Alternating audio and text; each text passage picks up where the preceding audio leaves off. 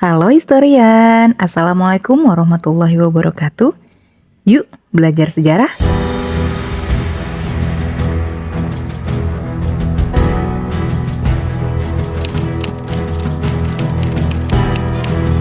Setelah kemarin kita membahas sejarah asal-usul kota Pontianak dari beberapa versi, mulai dari versi mistis yang dikaitkan dengan makhluk halus sampai versi terakhir yang berasal dari kata Pontian, kota Pontianak adalah sebuah kota yang memiliki sejarah panjang.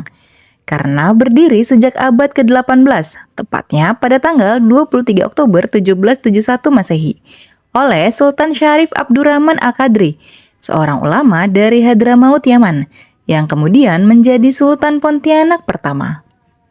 Kemudian, perjalanan waktu dari kerajaan Pontianak ini sampai ke masa kolonial Belanda hingga saat ini di mana kota Pontianak yang sudah berusia lebih dari 250 tahun.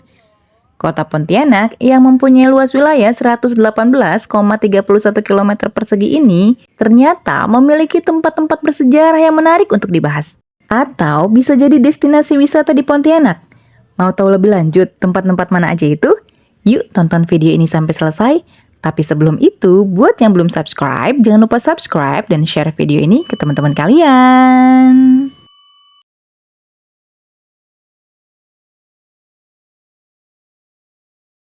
Masjid Jami Pontianak atau yang lebih dikenal dengan nama Masjid Jami Sultan Syarif Abdurrahman adalah salah satu cikal bakal kota Pontianak pada tahun 1771. Awalnya, masjid ini berbentuk sebuah langgar yang sederhana. Menurut hikayat, masjid mulai dibangun pada masa kepemimpinan Sultan Syarif Utsman pada periode 1819 sampai 1855, yang merupakan Sultan ketiga Pontianak. Pada tahun 1821 dilakukan peletakan batu pertama pondasi masjid. Pemberian nama Masjid Jami Sultan Abdurrahman sebagai bentuk penghormatan kepada Sultan Syarif Abdurrahman Al-Qadri, Sultan pertama di Kesultanan Pontianak. Masjid yang memiliki 6 tiang utama penyangga ruang masjid ini saat ini sudah berusia lebih dari 170 tahun dan menjadi saksi sejarah berbagai proses perubahan di kota Pontianak.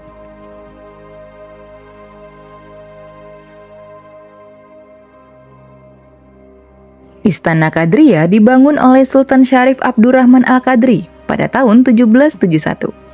Istana ini berada di Kampung Beting, Kelurahan Dalam Bugis, Kecamatan Pontianak Timur, Kota Pontianak. Istana Qadriyah memiliki ciri khas, yaitu memancarkan warna kuning cerah. Selain itu, di istana ini terdapat meriam kuno buatan Portugis dan Prancis, yang berjumlah 13 buah. Konon, meriam-meriam ini digunakan untuk mengusir makhluk halus saat Sultan Syarif Abdurrahman Al-Qadri hendak mendirikan pusat pemerintahan di daerah Beting. Selain itu, meriam juga digunakan untuk berjaga-jaga dari serangan bajak laut. Karena lokasi pusat pemerintahan yang strategis berada di daerah pertemuan anak-anak Sungai Kapuas dan Sungai Landak, membuatnya rawan dari ancaman bajak laut.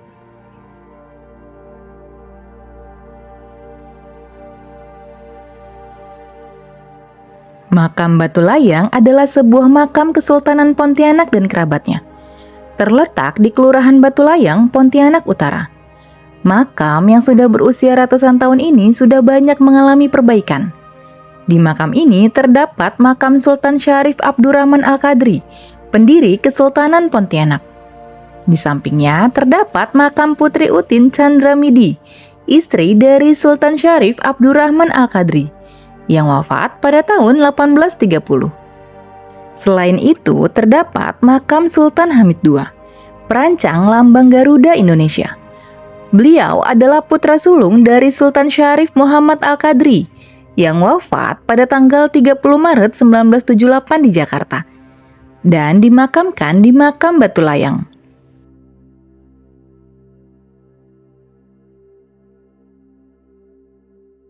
Tugu Katulistiwa ini berada di Jalan Katulistiwa, Pontianak Utara, yang menjadi ciri khas kota Pontianak.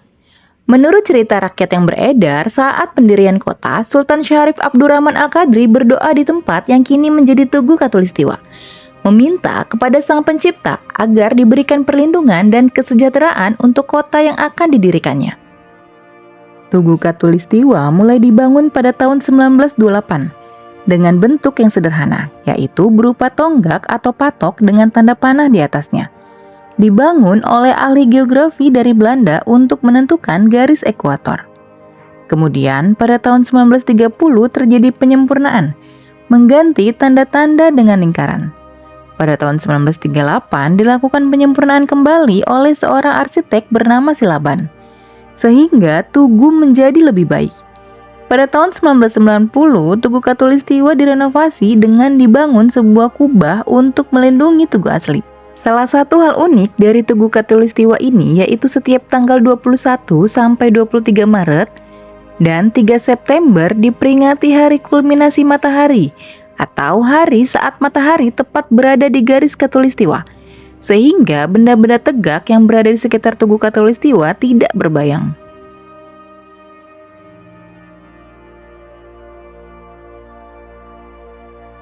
SDN 14 Pontianak berada di Jalan Tamar, Kota Pontianak. Sekolah ini dibangun pada tahun 1928, berbentuk rumah panggung dengan tiang yang terbuat dari kayu berlian. Dulu sekolah ini adalah Holland Inlandse School atau HIS. Awalnya sekolah tersebut hanya diperuntukkan bagi anak-anak keturunan Belanda saja. Namun pada tahun 1928, pemerintah Hindia Belanda memperbolehkan anak-anak pribumi bersekolah di HIS. Pada tahun 1950, usai Indonesia memperoleh kemerdekaan, anak-anak pribumi dari semua kalangan memiliki kesempatan yang sama untuk bersekolah di sini.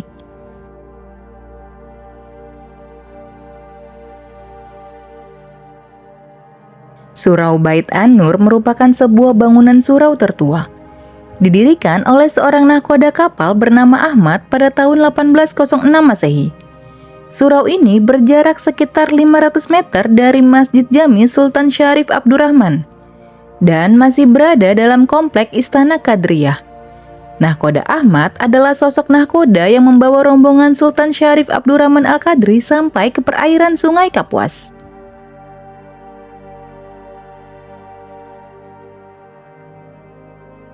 Lapangan Kebun Sejuk ini merupakan sebuah lapangan sepak bola kebanggaan di Pontianak. Menurut Ahmad Sofyan atau Ahmad Asma DZ dalam buku Pontianak Heritage, lapangan Kebun Sejuk dulu awalnya sebuah tanah lapang biasa. Kemudian, oleh para petani etnis Tionghoa dimanfaatkan dengan bercocok tanam beragam jenis sayuran. Namun, aktivitas para petani ini tidak berlangsung lama, sehingga tidak terurus dan ditumbuhi tumbuhan liar hingga akhirnya dimanfaatkan untuk bermain sepak bola dan layang-layang. Ketika masa kolonial Belanda, area Kebun Sejuk ini dikembangkan menjadi lapangan sepak bola yang diberi nama Pontianak Sportvereniging atau disingkat PSV, atau akrab dengan dialek dan logat masyarakat Pontianak disebut PSP. Tercatat ada beberapa peristiwa bersejarah yang terjadi di lapangan Kebun Sejuk. Pada tanggal 19 September 1945, bendera merah putih pertama kali berkibar, menandai Pontianak sebagai bagian dari Negara Kesatuan Republik Indonesia yang digagas oleh Persatuan Pemuda Republik Indonesia atau PPRI.